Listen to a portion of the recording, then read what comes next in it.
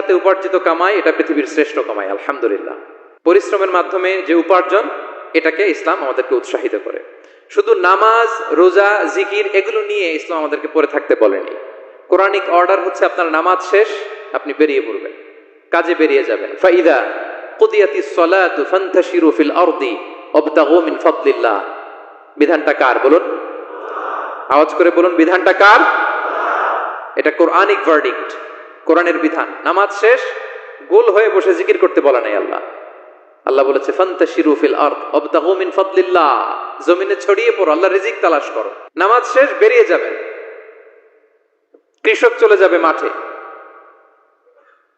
শ্রমজীবী চলে যাবে ফ্যাক্টরিতে, শিক্ষকরা চলে যাবে তাদের শিক্ষা প্রতিষ্ঠানে, কর্পোরেট ওয়ার্ল্ডের লোকেরা চলে যাবে তাদের প্রতিষ্ঠানে।